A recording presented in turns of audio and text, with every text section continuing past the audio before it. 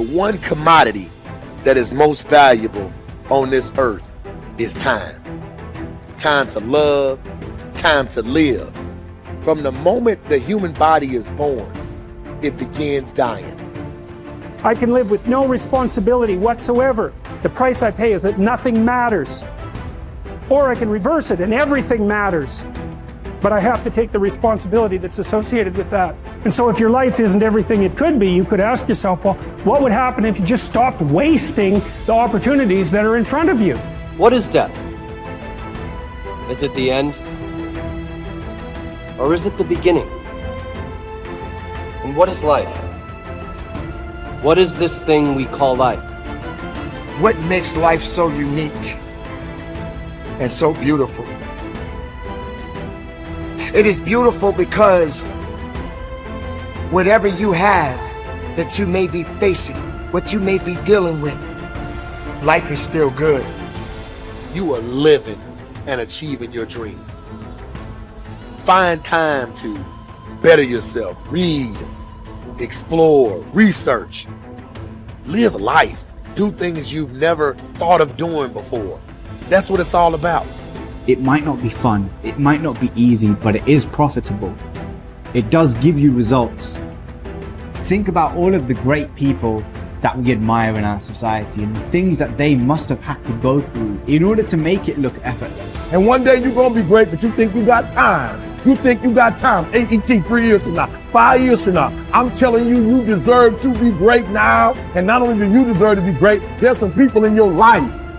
You must be yourself if you want to experience your true purpose in life. If you're different, be different. Be different and do it with pride. If someone doesn't like it, if many people don't like it, who cares?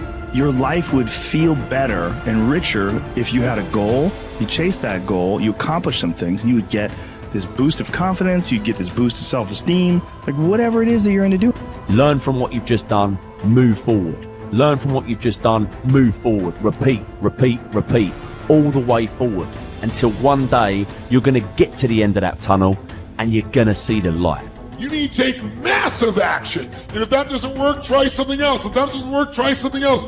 Keep going with massive action and you will find the way because it will give you momentum.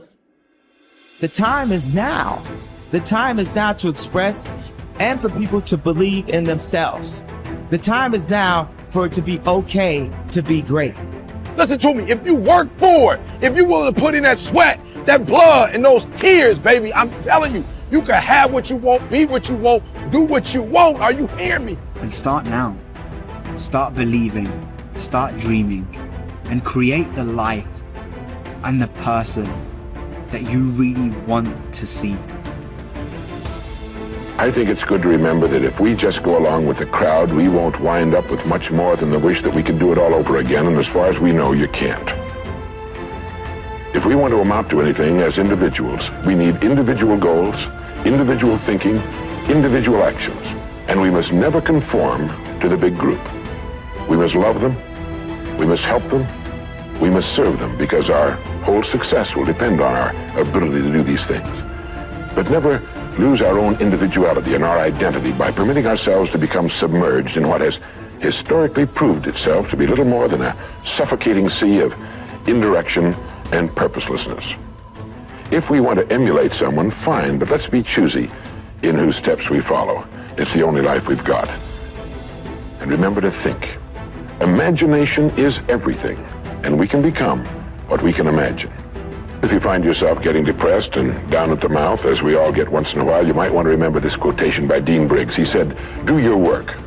Not just your work and no more, but a little more for the lavishing's sake. That little more which is worth all the rest. And if you suffer as you must, and if you doubt as you must, do your work. Put your heart into it, and the sky will clear. And then out of your very doubt and suffering will be born the supreme joy of life." Believe it or not, in an age when we've come to nearly deify leisure time, we've almost lost sight of the fact that virtually all our satisfactions, rewards will come not from our leisure, but from our work. And don't forget the strangest secret. We become what we think about. But if you want to begin to move into your own personal greatness, If you want to begin to really enjoy a happy, successful, healthy life, you've got to be willing to go against the tide. You've got to be willing to harness your will and say, in spite of this, I'm in control here. I'm not going to let this get me down. I'm not going to let this destroy me. I'm coming back, and I'll be stronger and better because of it. You have got to make a declaration that this is what you stand for. You're standing up for your dreams. You're standing up for peace of mind. You're standing up for health. You want it, and you're going to go all out to have it. It's not going to be easy. When you want to change, it's not easy. If it were in fact easy, everybody would do it. But if you're serious, you'll go all out. So yes, I'm going to turn this situation around. I'm not going to sit back and moan and cry over what happened and what went wrong and who did what. I'm going to do something about this situation. The way to transform yourself is through your work. Now, I know this runs counter to our prevailing cultural prejudices. Work is too ugly, too boring, too vain. Self-transformation, we think, comes through a spiritual journey, therapy, a guru who tells us what to do, intense group experiences and social experiences, and drugs. But most of these are ways of running away from ourselves and relieving our chronic boredom. They're not connected to process, and so any changes that occur don't last. Instead, through our work, we can actually connect to who we are instead of running away. And by entering that slow, organic process, we can actually change ourselves from the inside out in a way that's very real and very lasting. This process involves a journey of self-discovery that can be seen as quite spiritual, if you like. And in the end of this process, we contribute something unique and meaningful to our culture through our work, which is hardly ugly, boring, or vain. This intense focus on one goal is not easy, but it is all important. Orison Swett Marden wrote, "The giants of the race have been men and women of concentration who have struck sledgehammer blows in one place until they have accomplished their purpose. The successful men and women of today are those of one over, mastering idea, one unwavering aim, men and women of single and intense purpose." Marden also said that every great man has become great.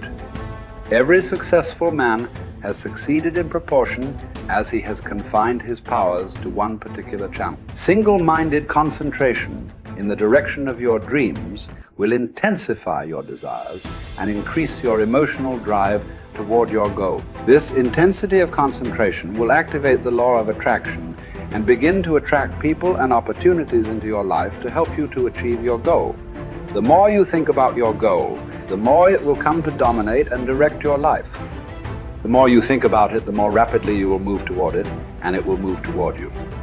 Great men and women are those who absolutely believe that they are put on this earth to do something wonderful with their lives. They have a vision of something greater or better than their current circumstances. Personal greatness means having a sense of destiny and a conviction that your thoughts and your imagination are the only real limits to your possibilities.